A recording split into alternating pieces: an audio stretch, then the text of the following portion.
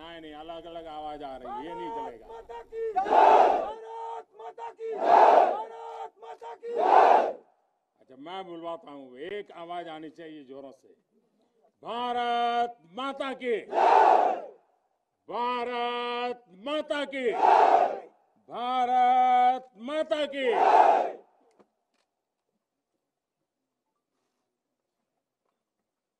दिवाली का आज पावन त्योहार है और हर किसी का मन करता है कि दिवाली अपने परिवार के लोगों के बीच में मनाए।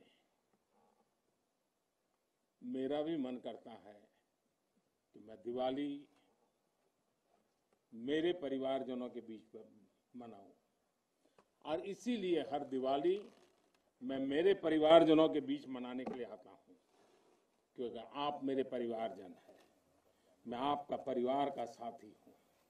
तो मैं यहां प्रधानमंत्री के रूप में नहीं आया हूं, मैं आपके परिवार के एक सदस्य के रूप में आया हूं।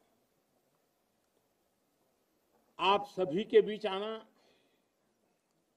जो भाव अपने परिवार के बीच जाकर के होता है, वही भाव मेरे मन में होता है। और जब से मैं इस संवैधानिक जिम्मेवारी को संभाल रहा हूं, आज उसको 20 साल से भी अधिक समय हो गया।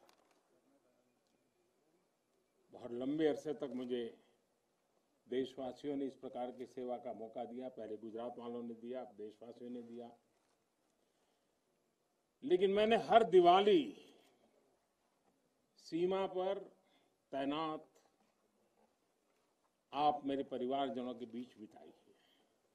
आज मैं फिर आपके बीच आया हूं, आपसे एक नई ऊर्जा लेकर के जाऊंगा, नया उमंग लेकर के जाऊंगा, नया विश्वास लेकर के जाऊंगा।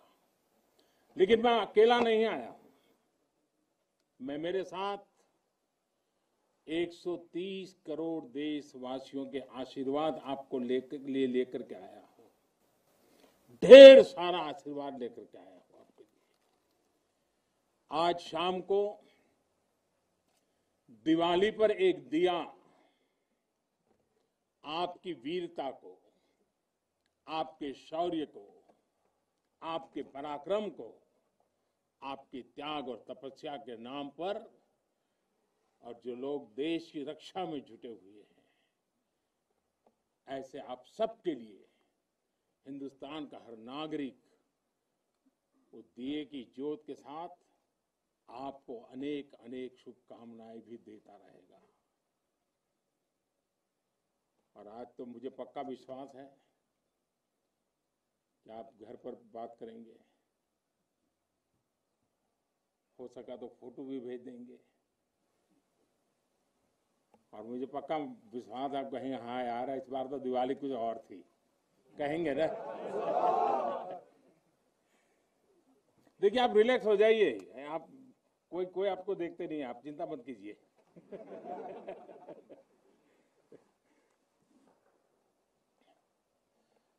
अच्छा आप ये भी बताएंगे ना कि मिठाई भी बहुत खाई थी? नहीं बताएंगे तो बोलो ना। साथियों, आज मेरे सामने देश के जो वीर हैं, देश की जो वीर बेटियां हैं, वो भारत मां की ऐसी सेवा कर रहे हैं जिसका सौभाग्य हर किसी को नहीं मिलता है। किसी किसी को ही मिलता है जो सौभाग्य आपको मिला है। मैं देख रहा हूं, मैं महसूस कर रहा हूं, आपके चेहरे के उन मजबूत भावों को मैं देख रहा हूं। आप संकल्पों से भरे हुए हैं, और यही आपके संकल्प, यही आपकी पराक्रम की पराकाष्ठा करने की भावनाएं, चाहे हिमालय हो, रेगिस्तान हो, बर्फीली चोटियां हो, गहरे पानी हो, कहीं पर भी आप लोग मां भारती का एक जीता जागता सुरक्षा कवच है। आपके सीने में वो जज्बा है जो 130 करोड़ देशवासियों को भरोसा होता है, वो चैन की नींद सो सकते हैं। आपके सामर्थ्य से देश में शांति और सुरक्षा एक निश्चिंतता होती है, एक विश्वास होता है। आपके पराक्रम की वजह से हमारे पर्वों में प्रकाश फैलता है, खुशियां भर जाती हैं, हमारे पर्वों में चार चांद लग जाते हैं। अभी दीपावली के बाद गोवर्धन पूजा, फिर भैया दूज और छठ पर्व भी बिल्कुल गिनती के दिनों में सामने आ रहा है। आपके साथ ही मैं सभी देशवासियों को नौशेरा की इस वीर वसुंधरा से इन सभी पर्वों के लिए देशवासियों को भी बहुत बहुत शुभकामनाएं देता हूं। देश के अन्य हिस्सों में बड़ी संख्या में लोग आज दिवाली का जब दूसरा दिन होता है तो नववर्ष की भी शुरुआत करते हैं। और हमारे यहाँ तो हिसाब किताब भी दिवाली से पूरा होता है और दिवाली के दूसरे दिन से शुरू होता है। खास करके गुजरात में कल नया साल होता है। तो मैं आज नौशेरा की इस वीर भूमि से गुजरात के लोगों को भी और जहां जहां नववर्ष मनाते हैं उन सबको भी अनेक अनेक मंगल कामनाएं उनके लिए देता हूं। साथियों, जब मैं यहां नौशेरा की पवित्र भूमि पर उतरा, यहां की मिट्टी का स्पर्श किया, तो एक अलग ही भावना, एक अलग ही रोमांच से मेरा मन भर गया। यहां का इतिहास भारतीय सेना की वीरता का जयघोष करता है। हर चोटी से वो जयघोष सुनाई देता है। यहां का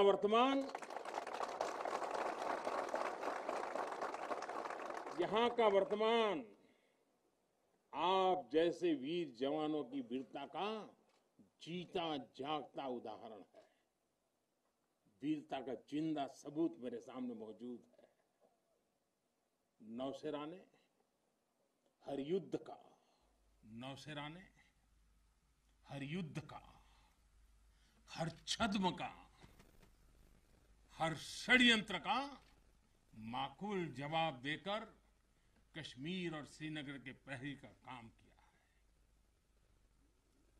आजादी के तुरंत बाद ही दुश्मनों ने इस पर नजर खड़ा करके रखी हुई थी।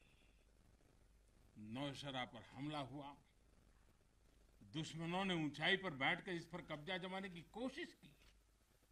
और अभी जो मुझे पूरा वृत्त वीडियो समेत सारी चीजें मुझे देखना समझने का मौका मिला, और मुझे खुशी है कि नौशेरा के जाबाजों के शौर्य के सामने सारी साजिश से धरी की धरी रह गई। दोस्तों, भारत माता की जय! भारत माता की जय! भारत माता की जय! भारतीय सेना की ताकत क्या होती है, इसका एहसास दुश्मन को शुरुआत के दिनों में ही लग गया था जी। मैं नमन करता हूं नौशेरा के शेर ब्रिगेडियर मोहम्मद उस्मान को, नायक जदुनाथ सिंह जी को, जिन्होंने देश की रक्षा के लिए अपना सर्वोच्च बलिदान दिया। मैं प्रणाम करता हूं लेफ्टिनेंट आर राणे को, जिन्होंने भारतीय सेना की जीत का रास्ता प्रशस्त किया था। ऐसे कितने ही वीरों ने नौशेरा की इस धरती पर गर्व की गाथाएं लिखी, अपने रक्त से लिखी है। अपने पराक्रम से लिखी हैं, अपने पुरुषार्थ से लिखी हैं, देश के लिए जीने मरने के संकल्पों से लिखी है। अभी मुझे, ये मेरा सौभाग्य था कि दिवाली के इस पवित्र त्योहार पर मुझे आज दो ऐसे महापुरुषों के आशीर्वाद प्राप्त करने का सौभाग्य मिला। मेरे जीवन में एक प्रकार से अनमोल विरासत है। मुझे आशीर्वाद मिले श्री बलदेव सिंह और श्री बसंत सिंह जी। ये दोनों महापुरुष बाल्यकाल में मां भारती की रक्षा के लिए फौज के साथ कंधे से कंधा मिलाकर के साधनों के अभाव के बीच भी, और जब मैं आज सुन रहा था उनको, वही जज्बा था जी, वही मिजाज था, और वर्णन ऐसे कर रहे थे जैसे आज ही अभी से लड़ाई का मैदान से आए हैं, ऐसा वर्णन कर रहे थे। आजादी के बाद हुए युद्ध में ऐसे अनेकों स्थानीय किशोरों ने ब्रिगेडियर मोहम्मद उस्मान के मार्गदर्शन से बाल सैनिक की भूमिका निभाई थी। उन्होंने अपने जीवन की परवाह न करते हुए उतनी कम उम्र में देश की सेना के साथ कंधे से कंधा मिलाकर के काम किया था, सेना की मदद की थी। नौशेरा के शौर्य का ये सिलसिला तब से जो शुरू हुआ, न कभी रुका है, न कभी झुका है। यही तो नौशेरा है। भारत माता की जय! भारत माता की जय! भारत माता की जय! सर्जिकल स्ट्राइक में यहां की ब्रिगेड ने जो भूमिका निभाई, वो हर देशवासी को गौरव से भर देता है। और वो दिन तो मैं हमेशा याद रखूंगा, क्योंकि मैं कुछ तय किया था सूर्यास्त के पहले कि सब लोग लौट करके आ जाने चाहिए, और मैं हर पल फोन की घंटी पर टिकटिका के बैठा हुआ था कि आखिर से आखिर मेरा जवान पहुंच गया क्या, और कोई भी नुकसान किए बिना ये मेरे वीर जवान लौट करके आ गए, पराक्रम करके आ गए, सिद्धि प्राप्त करके आ गए। भारत माता की जय! भारत माता की जय! भारत माता की जय! सर्जिकल स्ट्राइक के बाद यहां अशांति फैलाने के अनगिनत कुत्सित प्रयास हुए, आज भी होते हैं, लेकिन हर बार आतंकवाद को मुंह तोड़ जवाब मिलता है। असत्य और अन्याय के खिलाफ इस धरती में एक स्वाभाविक प्रेरणा है, माना जाता है, और मैं मानता हूं ये अपने आप में बड़ी प्रेरणा है। ऐसा माना जाता है कि पांडवों ने भी अज्ञातवास के दौरान अपना कुछ समय इसी क्षेत्र में व्यतीत किया था। आज आप सबके बीच आकर मैं अपने आप को यहां की ऊर्जा से जुड़ा हुआ महसूस कर रहा हूं। साथियों, इस समय देश अपनी आजादी के 75 वर्ष का पर्व मना रहा है। आजादी का अमृत महोत्सव गुलामी के लंबे कालखंड में असंख्य बलिदान देकर हमने ये आजादी हासिल की है। इस आजादी की रक्षा करने का दायित्व हम सभी हिंदुस्तानियों के सर पे है, हम सबकी जिम्मेवारी है। आजादी के अमृत काल में हमारे सामने नए लक्ष्य हैं, नए संकल्प हैं, नई चुनौतियां भी हैं। ऐसे महत्वपूर्ण कालखंड में आज का भारत अपनी शक्तियों को लेकर भी सजग है और अपने संसाधनों को लेकर भी। दुर्भाग्य से पहले हमारे देश में सेना से जुड़े संसाधनों के लिए ये मान लिया गया था कि हमें जो कुछ भी मिलेगा विदेशों से ही मिलेगा।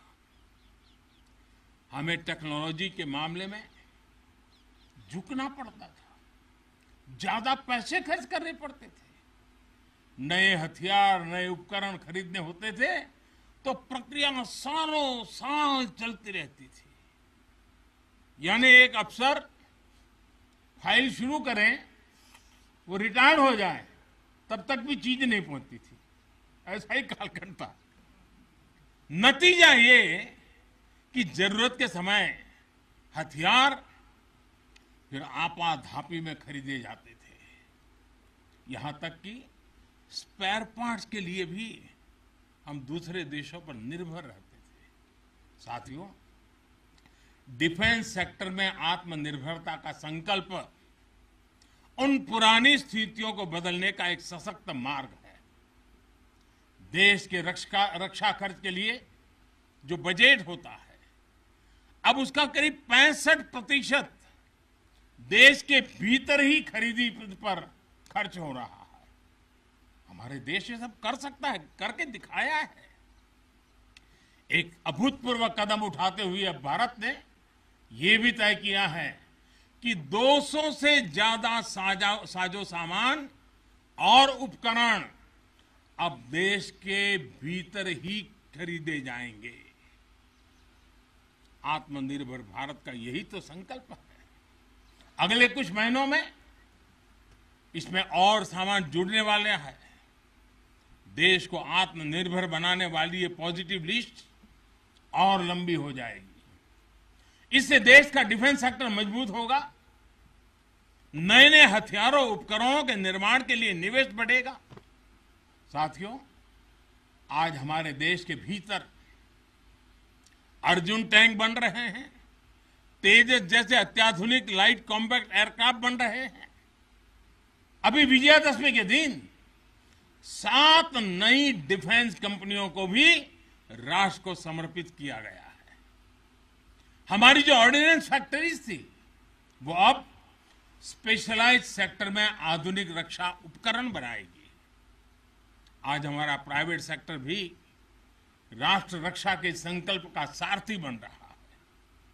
हमारे कई नए डिफेंस स्टार्टअप्स आज अपना परचम लहरा रहे हैं। हमारे नौजवान 20, 22, 25 साल के नौजवान क्या क्या चीजें लेकर के आ रहे हैं, गर्व होता है।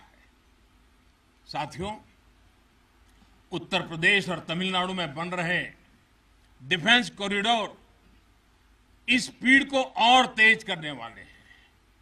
ये सारे कदम जो आज हम उठा रहे हैं, वो भारत के सामर्थ्य के साथ साथ डिफेंस एक्सपोर्टर के रूप में हमारी पहचान को भी सशक्त करने वाले हैं। साथियों, हमारे शास्त्रों में कहा गया है, को अति भारः समर्था नाम, यानी जो समर्थ होता है उसके लिए अति भार मायने नहीं रखता। वो सहज ही अपने संकल्पों को सिद्ध करता है। इसलिए आज हमें बदलती दुनिया, युद्ध के बदलते स्वरूप के अनुसार ही अपनी सैन्य शक्ति को भी बढ़ाना है, उसको नए ताकत के साथ ढालना भी है। हमें अपनी तैयारियों को दुनिया में हो रहे इस तेज परिवर्तन के अनुकूल ही ढालना ही होगा। हमें मालूम है किसी समय हाथी घोड़े पर लड़ाइयां होती थी। अब कोई सोच नहीं सकता हाथी घोड़े की लड़ाई, रूप बदल गया। पहले शायद युद्ध के रूप बदलने में दशकों लग जाते होंगे, शताब्दियां लग जाती होगी। आज तो सुबह एक तरीका होगा तो शाम को दूसरा तरीका होगा लड़ाई का। इतनी तेजी से टेक्नोलॉजी अपनी जगह बना रही है। आज की युद्ध कला सिर्फ ऑपरेशंस के तौर तरीकों तक ही सीमित नहीं है। आज अलग अलग पहलुओं में बेहतर तालमेल, टेक्नोलॉजी और हाइब्रिड टैक्टिक्स का उपयोग बहुत बड़ा फर्क डाल सकता है। संगठित नेतृत्व एक्शन में बेहतर समन्वय आज बहुत जरूरी है। इसलिए बीते समय से हर स्तर पर लगातार रिफॉर्म्स किए जा रहे हैं।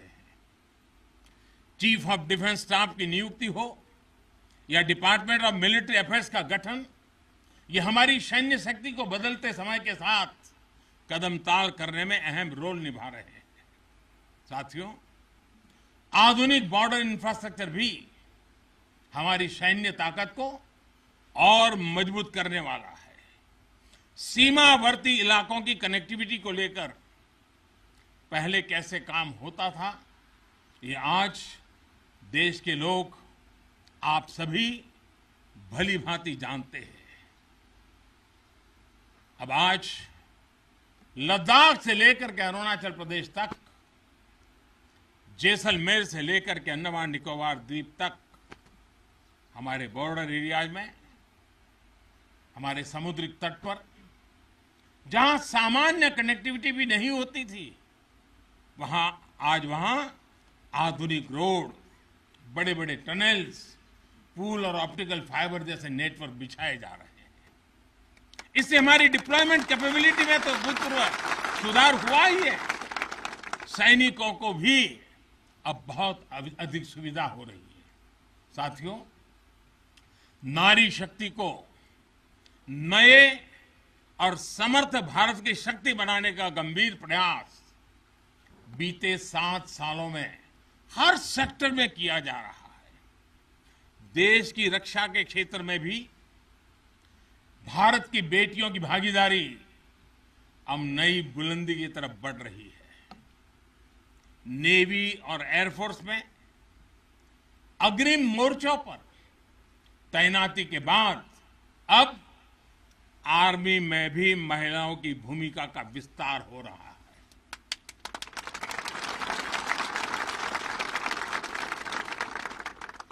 मिलिट्री पुलिस के द्वारा बेटियों के लिए खोलने के बाद अब महिला अफसरों को परमानेंट कमीशन देना इसी भागीदारी के विस्तार का ही हिस्सा है।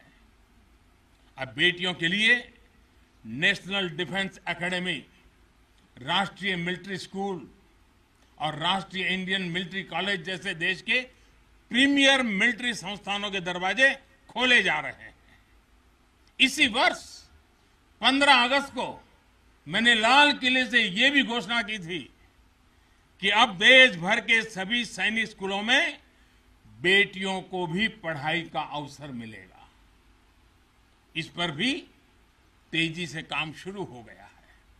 साथियों, मुझे आप जैसे देश के रक्षकों की वर्दी में केवल अथाह सामर्थ्य के ही दर्शन नहीं होते। मैं जब आपको देखता हूं तो मुझे दर्शन होते हैं अटल सेवा भाव के, अडिग संकल्प शक्ति के और अतुलनीय संवेदनशीलता के। इसलिए भारत की सेना दुनिया की किसी भी दूसरी सेना से अलग है। उसकी एक अलग पहचान है। अब विश्व की शीर्ष सेनाओं की तरफ एक प्रोफेशनल फोर्स तो है ही, लेकिन आपके मानवीय मूल्य, आपके भारतीय संस्कार आपको औरों से अलग एक असाधारण व्यक्तित्व के धनी बनाते हैं। आपके लिए सेना में आना एक नौकरी नहीं है। पहली तारीख को तनख्वाह आएगा इसके लिए नहीं आए हैं आप लोग। आपके लिए सेना में आना एक साधना है, साधना। जैसे कभी ऋषि मुनि साधना करते थे ना, मैं आपके हर एक के भीतर वो साधक का रूप देख रहा हूं। और आप मां भारती की साधना कर रहे हैं। आप जीवन को उस ऊंचाई पर ले जा रहे हैं कि जिसमें 130 करोड़ देशवासियों की जिंदगी जैसे आपके भीतर समाहित हो जाती है। ये साधना का मार्ग है। और हम तो भगवान राम में अपने सर्वोच्च आदर्श खोजने वाले लोग हैं। लंका विजय करने के बाद भगवान राम जब अयोध्या लौटे थे तो यही उद्घोष करके लौटे थे, अपि स्वर्णमयी लंका न मे लक्ष्मण रोचते, जननी जन्मभूमिश्च स्वर्गादपि गरीयसी। यानी सोने और समृद्धि से भरपूर लंका को हमने जीता जरूर है, लेकिन हमारी ये लड़ाई हमारे सिद्धांत और मानवता की रक्षा के लिए थी। हमारे लिए तो हमारी जन्मभूमि हमारी है, हमें वहीं लौटकर उसी के लिए जीना है। भारत माता की जय, भारत माता की जय, भारत माता की जय। और इसलिए जब प्रभु राम लौटकर आए तो पूरी अयोध्या ने उनका स्वागत एक मां के रूप में किया। अयोध्या के हर नर नारी ने, यहां तक कि पूरे भारतवर्ष ने दिवाली का आयोजन कर दिया। यही भाव हमें औरों से अलग बनाता है। हमारी यही उदात्त भावना हमें मानवीय मूल्यों के उस अमर शिखर पर विराजमान करती है जो समय के कोलाहल में, सभ्यताओं के हलचल में भी अड़िग रहती है। इतिहास बनते हैं, इतिहास बिगड़ते हैं, सत्ताएं आती हैं, सत्ताएं जाती है, साम्राज्य आसमान छूते हैं, ढहते हैं, लेकिन भारत हजारों साल पहले भी अमर था, भारत आज भी अमर है और हजारों साल बाद भी अमर रहेगा। भारत माता की जय, हम राष्ट्र को शासन, सत्ता और साम्राज्य के रूप में नहीं देखते।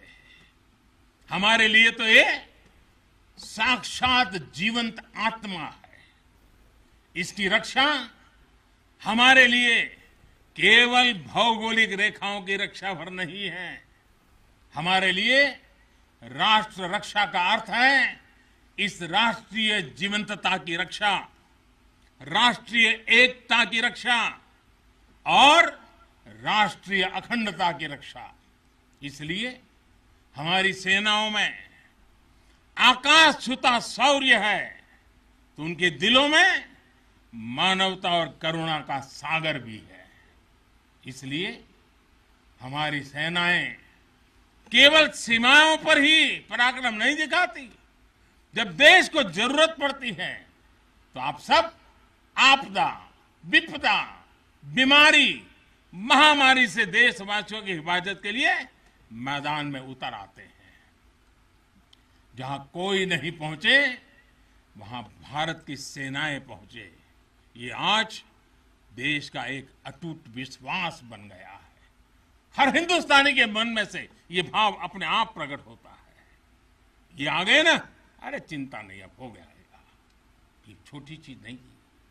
आप देश की अखंडता और सार्वभौमिकता के प्रहरी हैं। एक भारत श्रेष्ठ भारत के संकल्प के प्रहरी हैं। मुझे पूरा भरोसा है कि आपके शौर्य की प्रेरणा से हम अपने भारत को शीर्ष ऊंचाइयों तक लेकर जाएंगे। साथियों, दीपावली की आपको भी शुभकामना है, आपके परिवारजनों को शुभकामना है और आप जैसे वीर बेटे बेटियों को जन्म देने वाली उन माताओं को भी मेरे प्रणाम है। भारत माता की जय, भारत माता की जय, भारत माता की जय। मैं फिर एक बार आप सबको दीपावली की अनेक अनेक शुभकामनाएं देता हूं। मेरे साथ पूरी ताकत से बोलिए, भारत माता की जय, भारत माता की जय, भारत। धन्यवाद।